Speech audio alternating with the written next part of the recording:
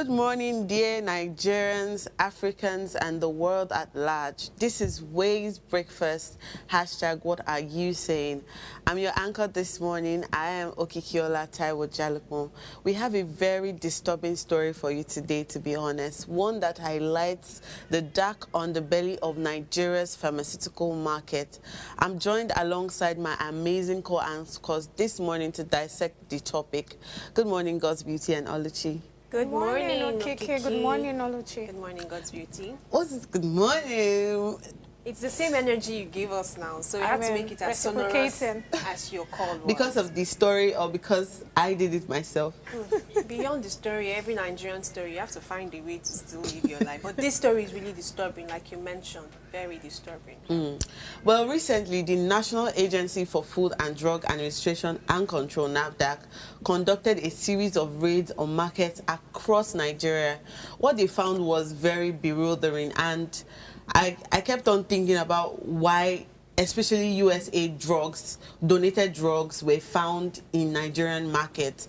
Expired drugs were also being found, sold illegally in our markets. We found so many foreign substances, from cocaine to whatever. In many other places. The very crazy thing is that over 11,000 shops, like imagine 11,000 shops were shut down.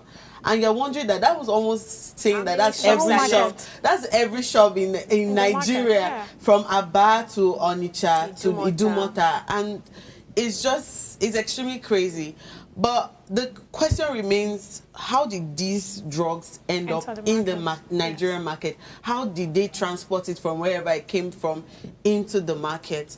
Well, today we'll be discussing this issue with Mrs. Christiana Obiazikwor. I hope I pronounced that correctly. Obiazikwor, who is the Deputy Director of Public Affairs, NAFDAC. We'll go on a break right now, and when we return, we'll go straight into the topic for discussion. Stay with us.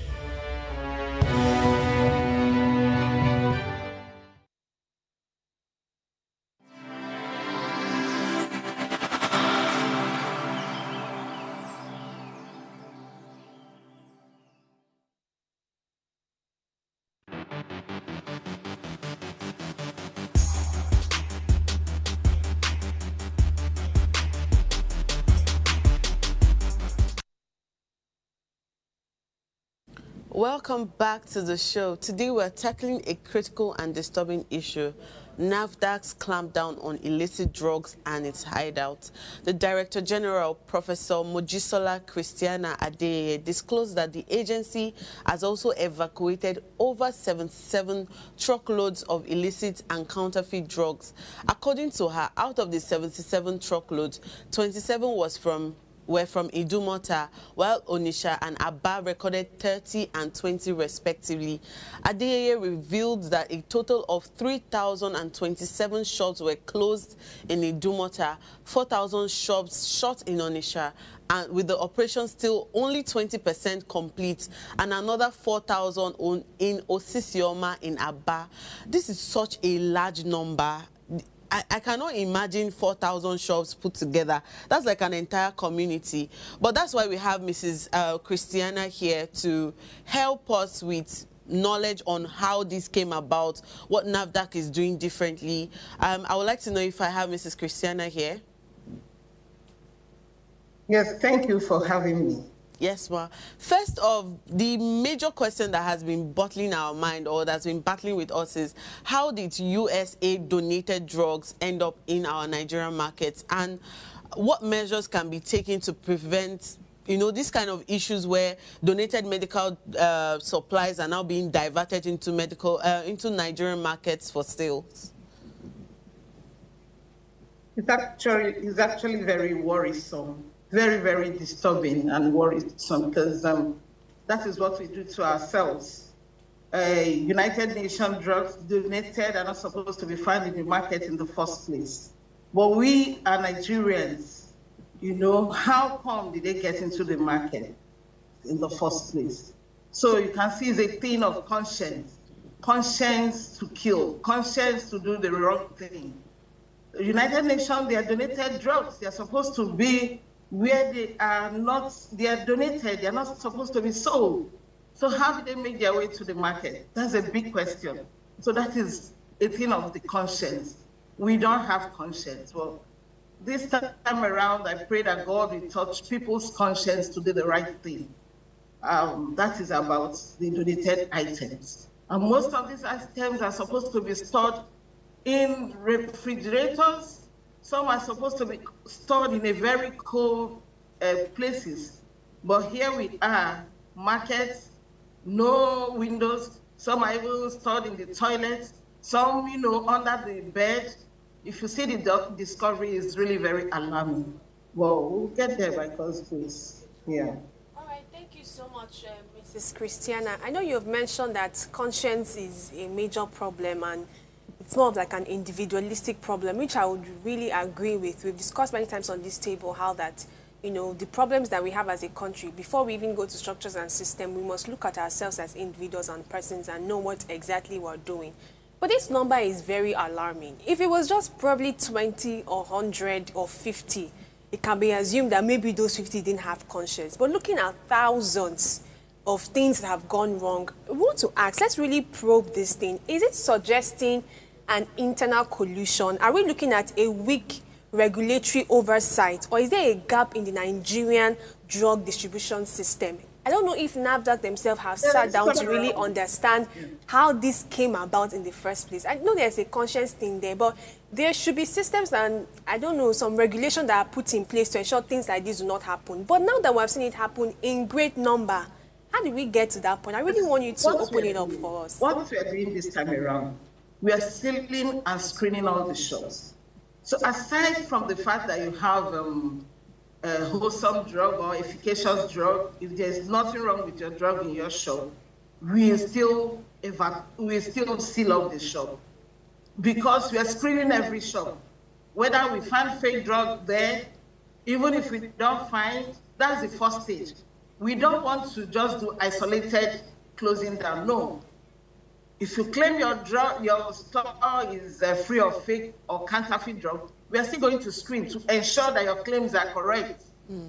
So we are doing it in collaboration with the traders, the association. We told them what we are coming to do. So we are not leaving any stone unturned. So what we are doing is to seal, when we seal your shop, when we screen your shop, whether we find fake or counterfeit drug, whether you're free of fake and counterfeit drug, we close it down, go to the next one. Because if we say let's leave those ones that are free, there'll be chaos. So we want to ensure that the whole market is free of fake drug. So that is why we are screening all the shops, and we are closing it as we are screening. Whether you have counterfeit, or if you have counterfeit drug, we evacuate.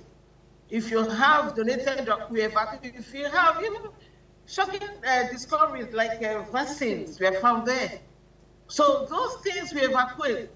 Then we now move to the next stage, where, okay, we now find out, oh, you don't have fake drug. The next is your drug stored in the condition it's supposed to be stored. Because if it's not stored in the right condition, there is an issue too. It will affect the efficacy of that drug. So even if you have the right drug, do you have a pharmacist there to administer the drug?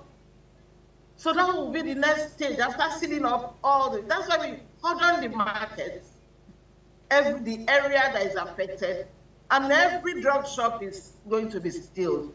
So the work we have done so far is 1,000 shops as of that Saturday that we had that press briefing. The DG spoke to the press.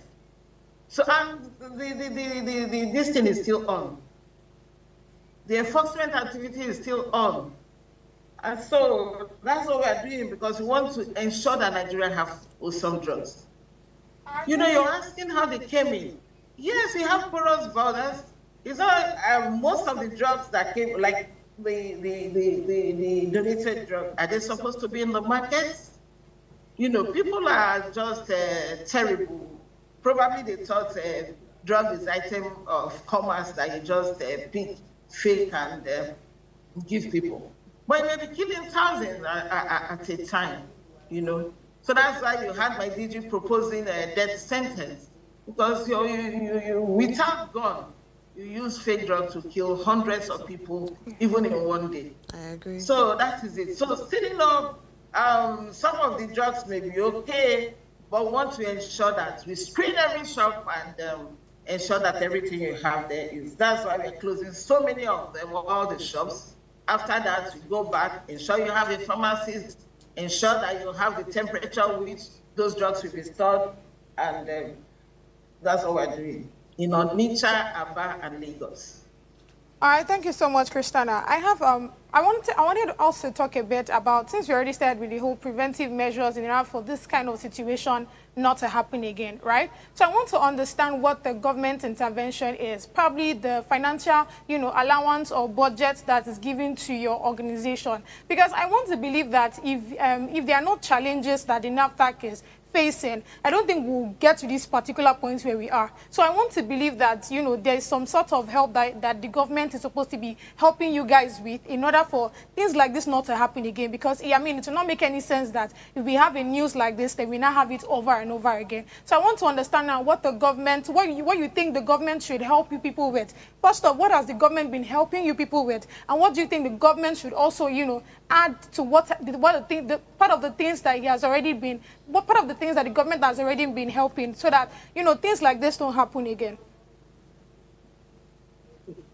Yes, we have discovered alarming, what we have on our hands is alarming, but at the same time, there's still a lot of genuine drugs in the market.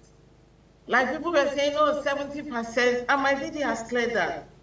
70% of drugs are not fake in Nigeria. The 70%, the statistic they brought before was analysis of oxytocin, only a particular drug, oxytocin. And it was not because it was fake, it was because it was not stored in the condition it was supposed to store. So let me just assure the public and even you asking that, yes, we have seen a lot evacuated. Some of them were hidden out of NAFDAC watch. They were not able to bring it out because we have our post-marketing surveillance going around in the market even before this operation. So most of the drugs, they are even the ones they stored in the warehouses, they are not bringing them out. So the ones in circulation that we get, most times, some of them are still, we still have genuine drugs, a lot. So some of these ones you see that have expired, they are hiding it out of the watch of NAFDAC. So most of them are not really, you know, out there for sale in registered pharmaceutical shops. So, you know, that's, we want to let Nigerians know that in as much as, you know, we are doing, discovering those things, you still have a lot of genuine drugs in sale in the right place, registered pharmaceutical outfit. And again, like my DJ have already said, that even before we reopen, those outlets, we will ensure that they are registered outlets. Because Pharmaceutical Council of Nigeria is supposed to register premises where drugs are sold.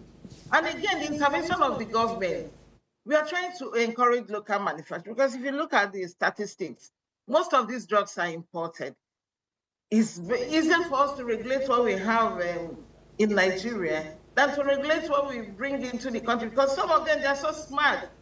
they import them, the way they bring them in, disguise them, cover it, seal it up as if it's another product. They can even use sellotape and cartons of sellotape on top, and underneath it, you now start seeing drugs. So they do it in a way that they will beat the whatever people that will inspect them at the ports. And you know, some of the ports are not manned, they are porous. So they come into, some of them trickles into the country without, you know, the watch of even the organizations that are supposed to be at the borders. But then and then, NAFDAC is still alert. We have been doing post-marketing surveillance. The DGI is passionate about ridding the country of fake drugs since she came. And the percentage of the fake drug we had in the market is not, you know, what people think it is. You know, yes, there are alarming discoveries, and we are still on to ensure that almost 100%, that's what we are looking at, you know, in the market. And again, we have this, like in Kano now, we've succeeded in moving the marketers from the open drug market. We have the coordinated wholesale center where all the drugs are sold and people go there to purchase. So with that, you know, trying to monitor the distribution channels, we have our track and trace too. Wherever, if you buy a drug and there is a problem with it, you can trace it so long as you have receipt to where you bought it. So we have some measures in place, and but then and then, even the ones that have gone into circulation, into the market, into the country, those are the ones we are searching and will rid the country of fake drugs.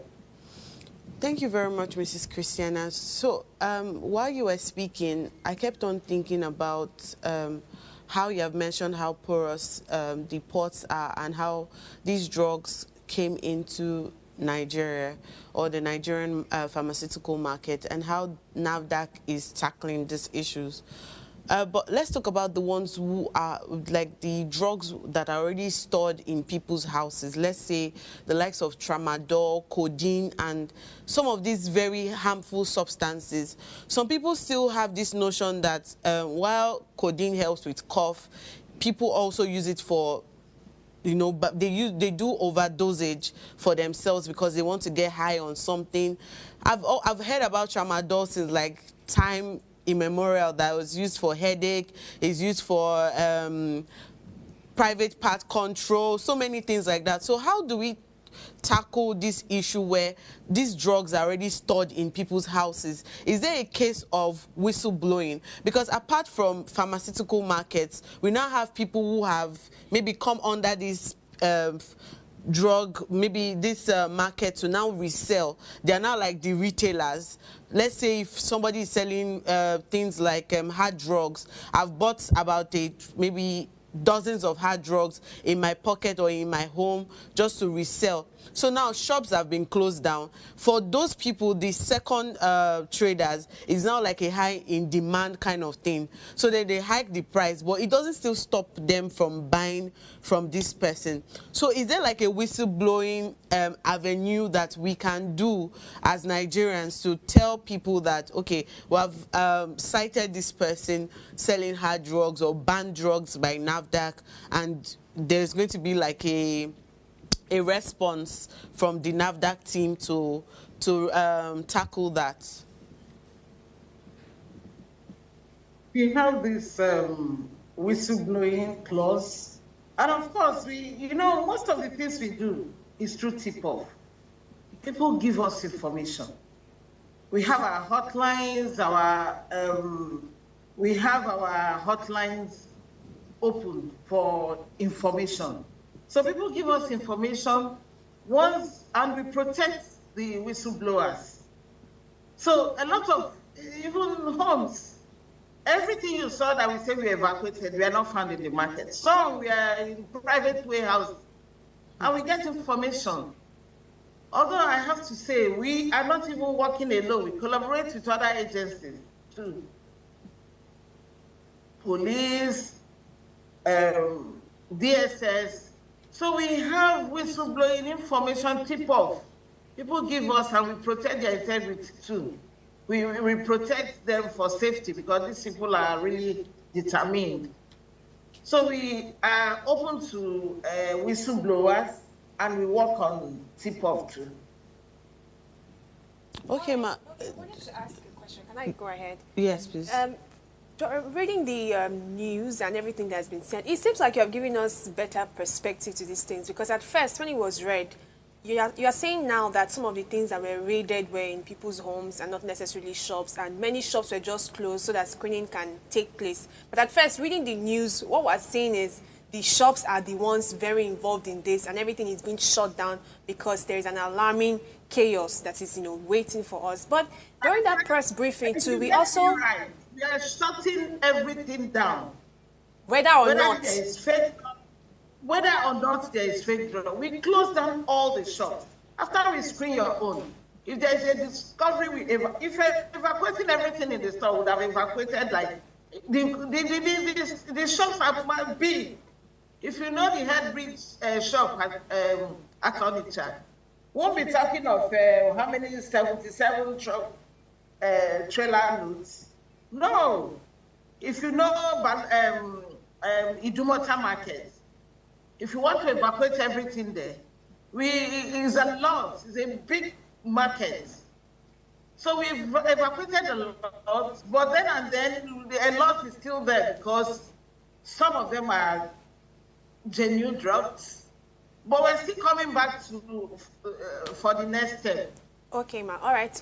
I was saying something that the press briefing also stated that one of the major challenges NAFDAC is facing now has to do with staffing. I think Adeyeye mentioned that we are seeing one person doing the job of 5 people. So, of course, we want to combat this thing even more intelligently. Now, what's being done as someone who is in the internal, what's being done to ensure that there are more staffs, there are more people that are propagating this cause even better?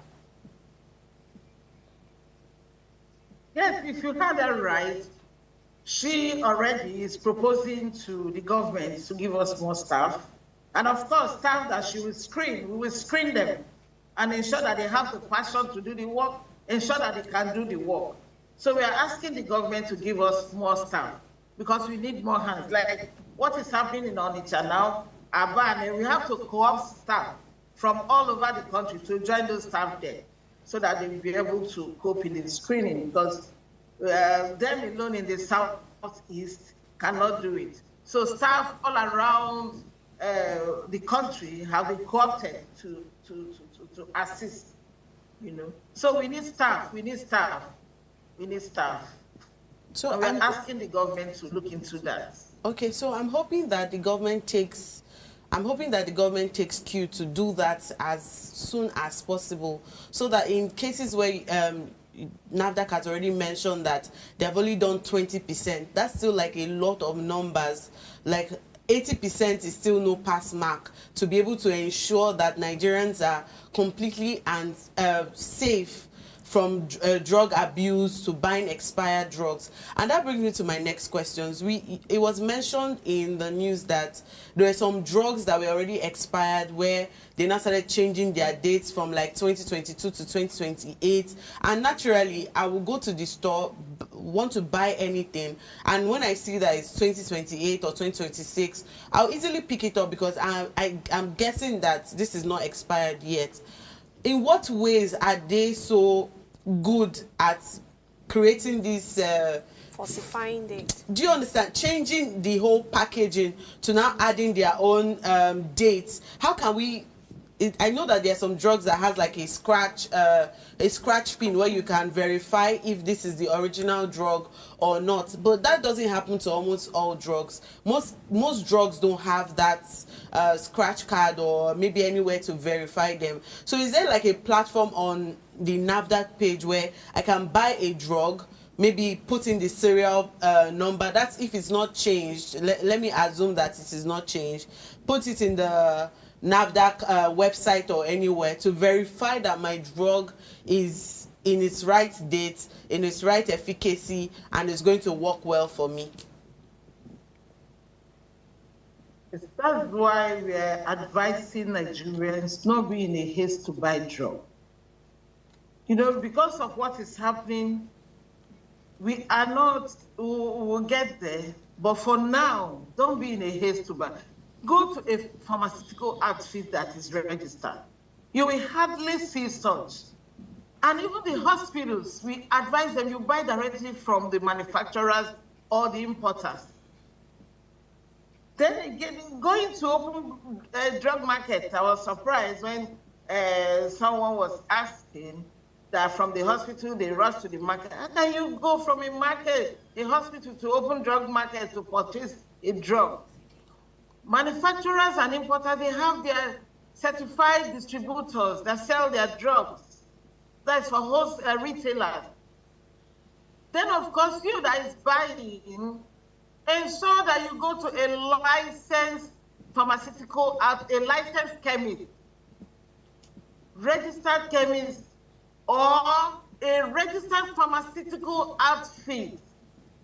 You will not see such. And if you suspect anything, you call our inquiry number to make inquiry, or you go to any NAFDAC office. You can email us, you can, whatever you suspect, and we take it seriously. If you go to shop A and you are not satisfied, you move to the next shop. There's no need hurrying to buy there. So that's our advice. Purchase your drug from a registered pharmaceutical outfit.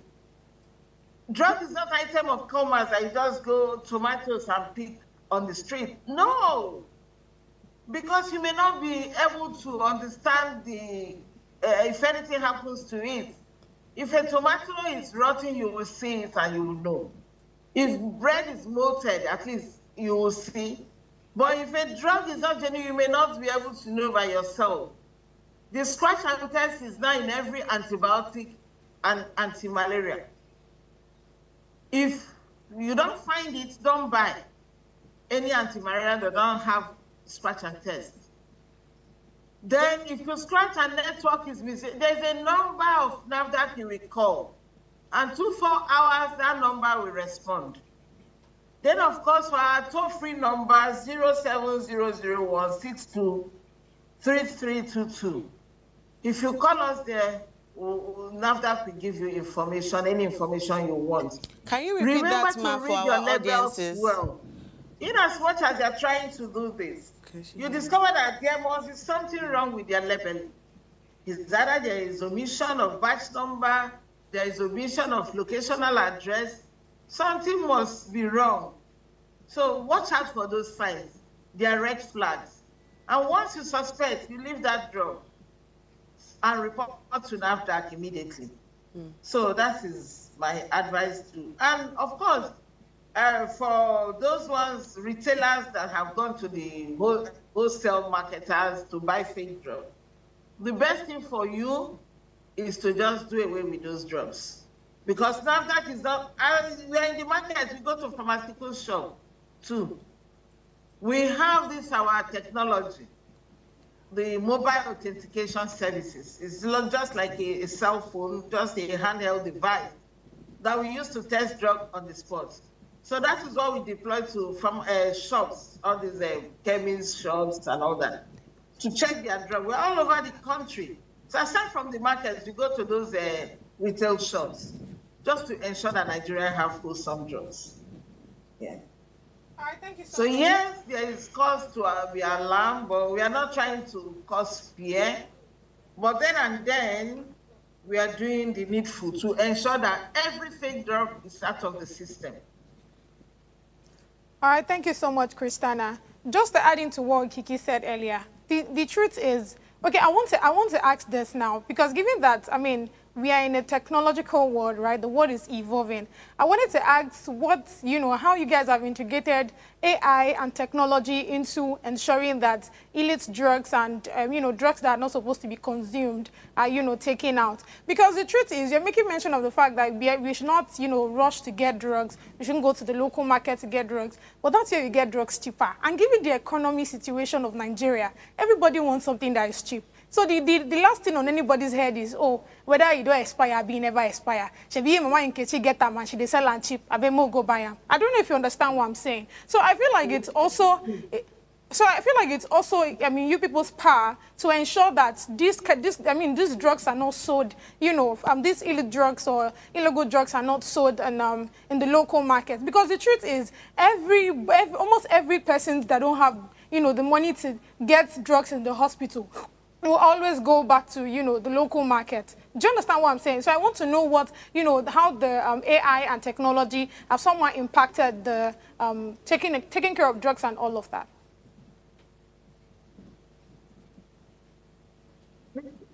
Crash and test has given you power in your hands to test drug by yourself. That is technology. Our track and trace, whereby if you buy the drug with the receipt, we can trace where the product is. And we can trace the wholesaler that bought that drug. We can trace where you get the drug. It's technology. And again, we have our mobile authentication services where we don't have to take the drug to the lab to test. It's technology.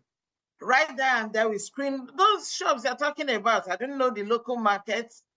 If it's a chemist or that is licensed, we go there and with our technology, mobile devices, the mass mobile authentication services, we use it to test the drug right there and there. And if it's genuine, we know. If it's fake, we evacuate and seal up the place. So those are the things we are doing. Thank you so much, Ma. You have first enlightened us. Sorry, there's something I want to still. If a drug is too cheap, you suspect. Drugs are not supposed to, they are not closed. I say if this one is cheap, I go for. No, if it's cheap, there may be something. There may not be there may not be any excipients in that drug. So if it's cheap, you suspect. And ensure you buy your drug. It's not tomato that you pick everywhere. And those ones that are not registered or maybe hawkers, we arrest them. So it's not drug you just go on the street and buy from any mall I'm selling, hiding to sell. You don't do that to yourself.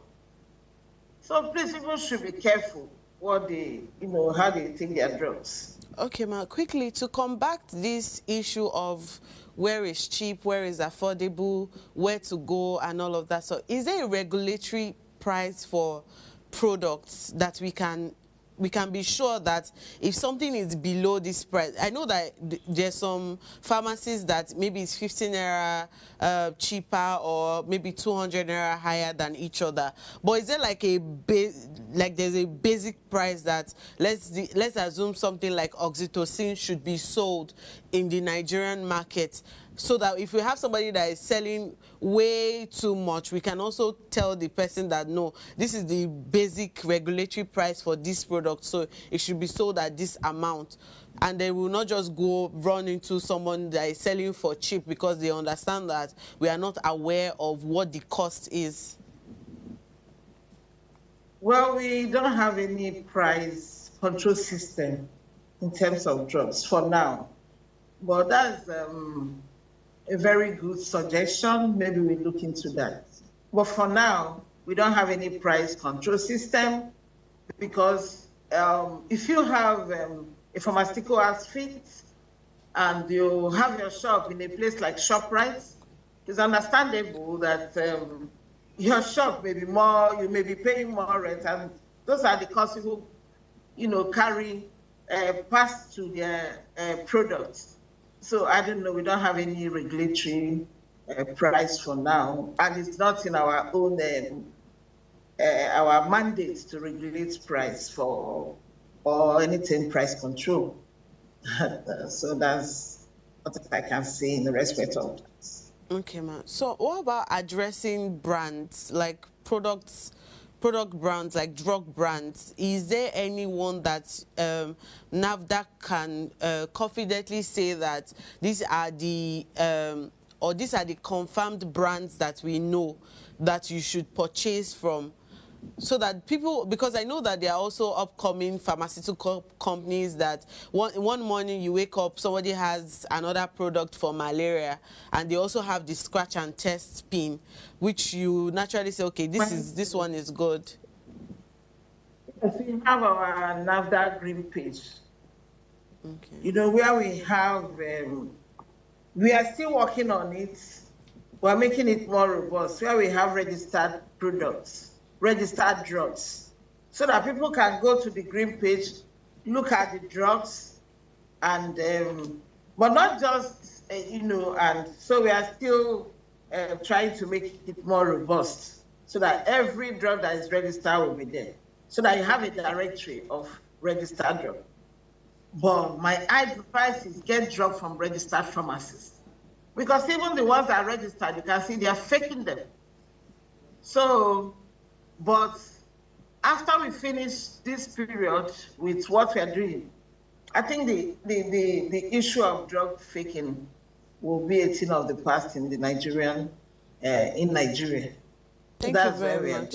Thank you very much, ma. That is a very wonderful update. So I'm sure Nigerians already know that this clampdown on illicit drugs would be, this is the time where it ends, and then we can now have safe, almost 100% good drugs in Nigeria, and our public health system and private health too would be better than it was before. Thank you very much, Mrs. Christiana. It was wonderful to have you here. I hope as much as we get more updates, we can call on you to help us, analyze and give us, truthful, or maybe say 100% update on what NAFDAC is doing better. So thank you, NAFDAC. Thank you, Mrs. Christiana, and your DG for the work that they are doing.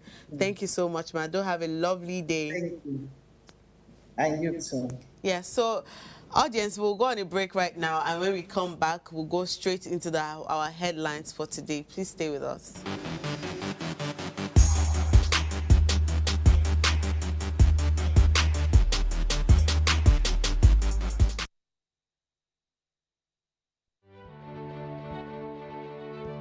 Nigeria, by extension Africa, battles a growing youthful population, and with little or no meaningful engagement, leaves a ticking time bomb on our hands.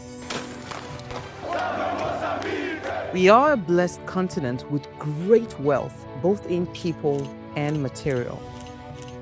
Our focus on ways remains driving conversations that affects us all. Topics in the news, social concerns, politics, leadership, governance, empowerment, resource management, conflict management, finance, SME sustainability, technological innovation, food security, health, education, brain drain, our well-being, citizenship, and much more.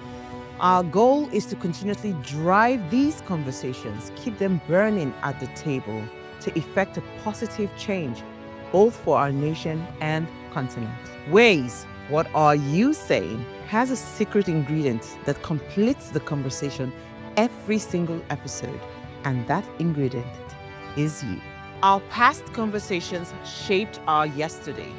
To shape our tomorrow, we must keep talking. So, I want to hear you. Be a part of our live conversations Mondays through Fridays. And let's all have our say.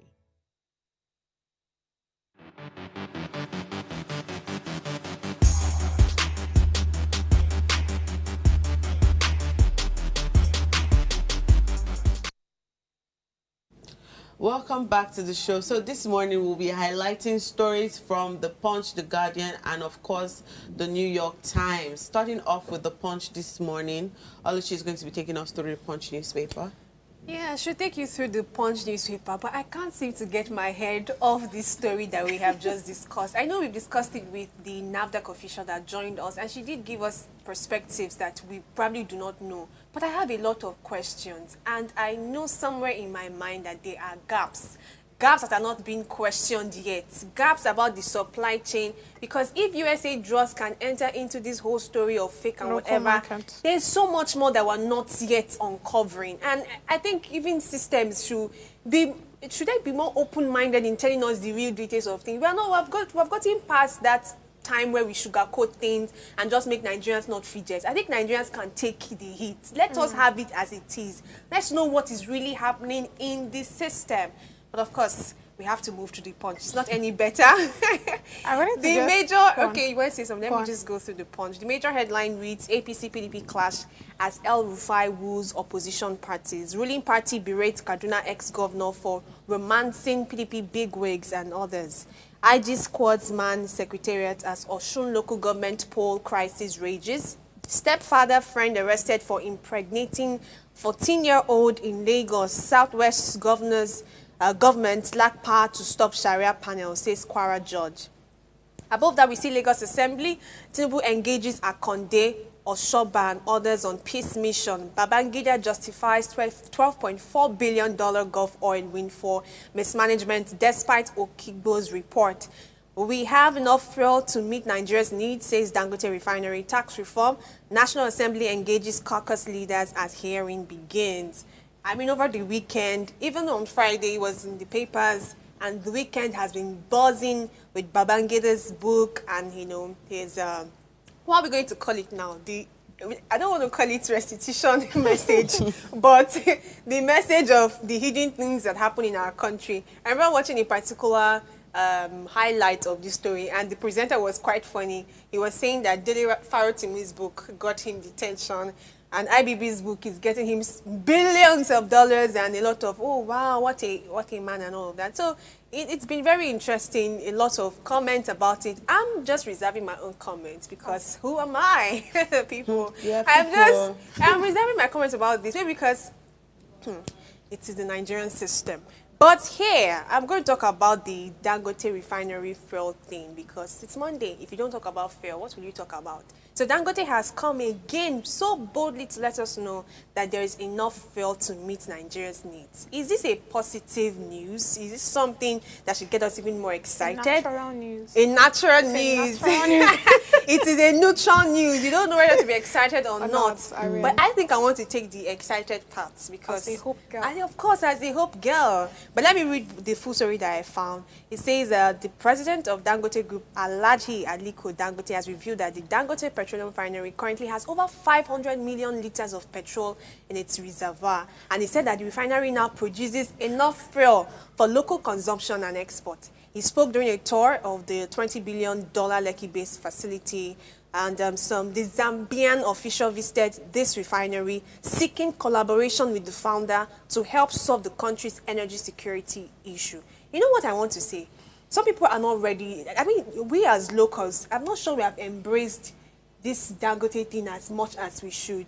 A lot of questions, maybe from private marketers and all. But I want to give us this warning. If we do not embrace this thing and take it as our own and see how best we can utilize it, we will see foreign countries and foreign bodies and external people doing this and probably getting the benefits and the gain for it. I mean, Dangote comes up regularly to tell us the things he's doing. We've seen some content of people saying Dangote's fuel is cleaner and better and a lot of that. I'm not like a Dangote spokesman or his cheerleader or something like that, but there are many times from the news and the things that we're saying, it's something we should start embracing even more. And I'm saying this so that the private marketers, who are one of his major opposition to this, if we're going to be sincere, we need to start embracing this stuff so that it won't be like what is in our care, what is supposed to be ours, is now having, foreign bodies are now having more benefits to it than us. You understand what I'm saying? I think that the first question I would like to ask is he opening his assets, or is he opening his shares to Nigerian investors? That's one of the things we should look at. If we currently, Dangote cement is cheaper in Ghana than in Nigeria, and this is the country that is producing the cement out of. He's not buying anything from any foreign body. It's all produced from Nigeria. Yeah, I think Nigerian investors, let me not use it very absolutely, but there's resistance to it. So even if there's supposed to be an opening, over time, from what we've been reading in the papers, it looks like there's more resistance towards collaboration than even like collaboration itself. It's still beyond what we know. I've said it over time. They'll just keep saying that this news that we have read now is just like our topic for today. What we read in the news versus what he said. What really is happening? there's no, if we look at it, there's no tally. So he might come out saying that, yes, I strongly, I boldly, I'm with my you Nigerians. I'm for Nigeria, in Nigeria, by Nigeria, for Nigeria. But at the end of the day, you see that all his shares are not going to Nigerian investors. If I wake up tomorrow morning and say I want to invest in Dangote's share, the rules, maybe the conditions might not even be favorable to me as a Nigerian with my Nigerian currency to be able to invest in such a 20 billion multi-million dollar. That's what I've been hearing. Every time there's a news about Dangote, he's going to let you know that his factory is multi-million billion dollars. So you know the kind of money that you're bringing to the asset. So I feel like there are a lot of things that we don't know, and you see that these foreign investors probably have maybe the cash for it, or have the conditions that they can align with Dangote, or maybe they even have better eating deals, because there are certain things that are written on the papers but are not they're beyond what is being written on the paper. They have some subtle rules underground that they're not saying, it doesn't matter, it's not such a big deal. I agree. So Dangote should rest. Really? Yes. Wow, that's so bold. Yeah, it's bold. It's the truth. Over time, he has done sugar, he has done spaghetti, he has done this one. I agree that I don't think he should rest. I think he should bring it on, and we will eventually come up and catch up with it. Because you cannot deny the fact that it is some sort of relief. Maybe it does not eventualize or actualize as it ought to, but it's a relief. It shouldn't really. We should have more people. Competition. Who has wanted? Is it this place that you're going to? No, it's a place to go. Who has wanted to compete and then met resistance? You say I didn't want. Where are the competitors? I think we should. Did you want to start the competition and you met resistance that really made you to not go ahead? I don't think so. Wait. First off, you should understand. You should understand that the reason why Dangote is where he is today and is well known and all of that is because there are some hidden things that are going down. Remember, there was a time. Yes, it's the truth. Agree or not, it's on you. Okay. If you remember, there was a time. When the whole Dangote thing started, right? There was a certain amount that was stated, and if you remember when he said that, oh, he has an issue with the government. At that time, something around crude. Now, if you listen, if you follow up the story, you will also understand that there's a certain share that certain persons are supposed to collect that he wasn't okay with. Again, this is not a conversation that I really want to go into because it's long. It's more than what you actually just read. That's the truth. He's not the one holding any competitor out there. Let me tell you. He's not the one. I don't want to take off that. I need you to go and read the story on the elephant cement and the kind of things that happened between Dangote Cement and Elephant Cement and other competitions. If you go and read about that, we'll come back because of Dangote. I saying those competitions have been stifled because of Dangote. The reason why I cannot have that conversation with you right now is because you don't have information about those things. So when you go back and read it, we'll come and discuss it. I'm not going to read it. I am not reading it because I already have what I think I know about this situation. That's the issue with Nigeria. So you want to see more of Dangote? What they think they know is what they hold. The real people with their assumptions are you guys on the table who are always playing that monopoly card for Dangote. Everybody always brings that monopoly card. Dangote is just trying to be the all-power whatever seat on. It is not so. Please, this morning you are shouting. This morning I want to invite Dangote to this table to come and discuss how a podcast. Tell us really what goes on. What goes on? This is an open. Is it an open invitation? Open invitation to Dangote to come on this show, Ways Breakfast, to tell us what really goes on, to understand his that challenges, his successes, everything put together. We would like to know. Amen. Please, this is the time where we go abroad. Straight into the New York Times newspaper, you thank guys. you, God. All right, top right. We have President out, top United States General as part of Purge. Top left, German vote will resonate across Europe.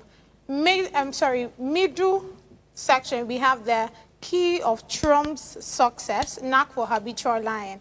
I think I have an issue with this New York Times because tell me why they're attributing all the Trump successes to the fact that he's always manipulating facts. Do you have something to say, Ma? Definitely. It's biased. That's what I have to say. But of course, I do not have the information to prove that So I will leave it and rest my case. Oh my God. All right, bottom left, we have the escape from mass shooting, but teacher never left. Student of room 1214. Bottom right, joy of a dictator's demise wanes, replaced by fear of Israeli raids. Now, the headline I want to quickly talk on says President out top United States general as part of purge. Now, the United States president has removed the country's top military general, claiming that the military focus on diversity and inclusion is a problem. Now, this action is part of a larger effort to replace high-ranking officials with those who align most closely with the president's views. You see why I was really in agreement when the judiciary said they wanted to strip out certain powers that the president has. Because now, I mean, someone that's really not done anything.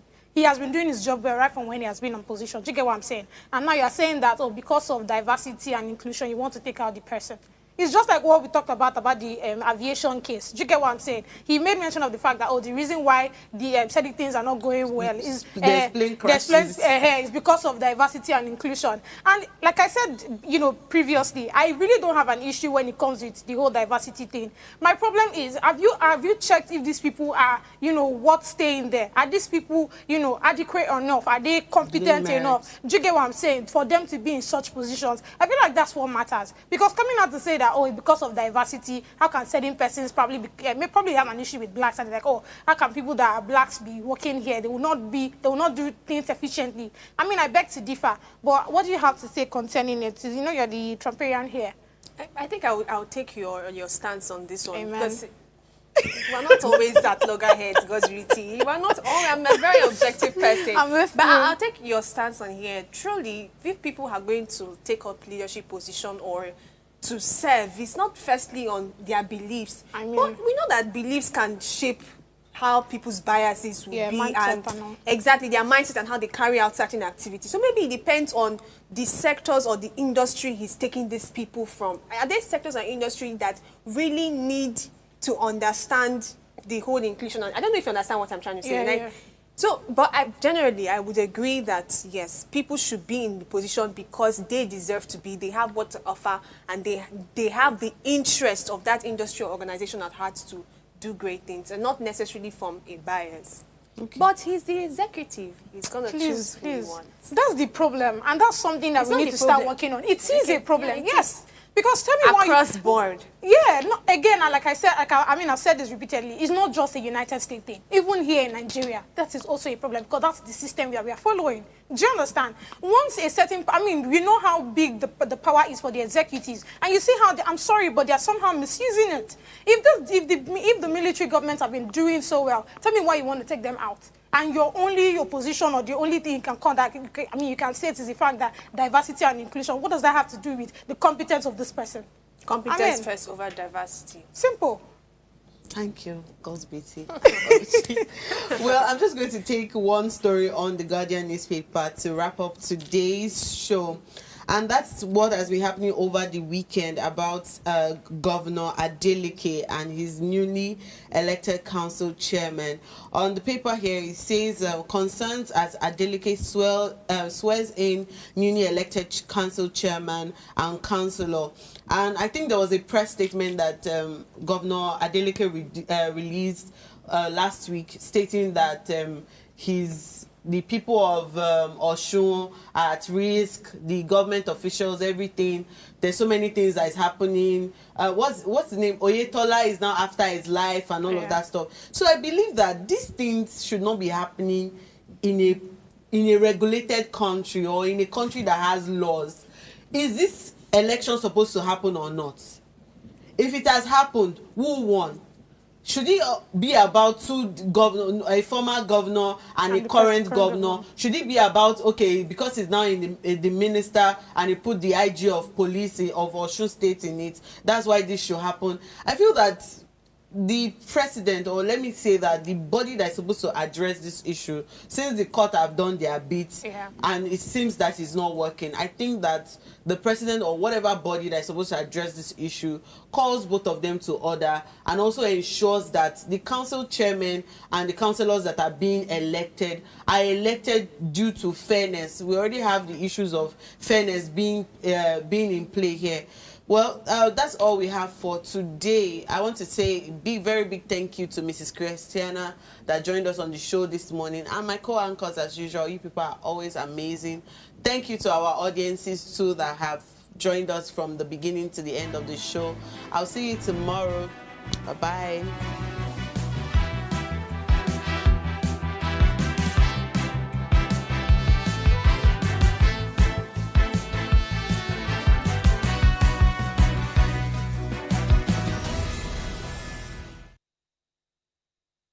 Hello, you. Yes, you. This is Usayome Sale from Ways Prime Time.